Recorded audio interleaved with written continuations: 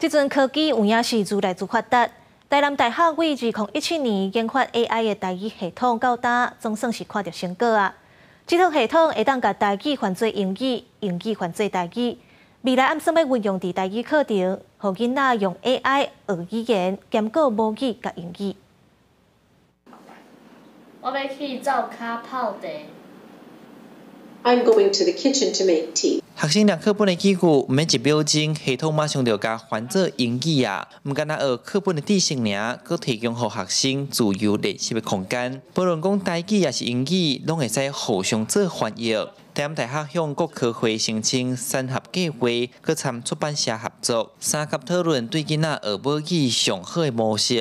2017年研发 AI 台语零基强学到今，头一届伫台湾做发表来体验的学生拢讲足心笑。应该最新奇的系统嘛是就准确。我的 AIFN 有学到很多东西，用到电脑这些东西很厉害。学习这个本土语啊，伊其实上欠缺的是练习的部分。台南大学伫发展这个 AI 技术的时阵，阮就甲伊合作，囡仔会当回去厝里，会当有一个跟 AI 电脑互相互动。这个新科技的核心技术主要是美国并且有开放开源软体。目前规划要运用伫咧各中小的台语课程，让囡仔学母语兼学英语，佮会当学到 AI 语言。今年迄段期间，引起美国、韩国做测试，嘛有侪外国人真有兴趣。台南大学教授指出，讲台语换做英语，成功率将近90%。技术是美国脸书的开源软体，伊受咱台湾家的语料库，伊训练一个足好的模型，所以咱若一般的话来甲伊讲，伊拢会当辨识了袂歹。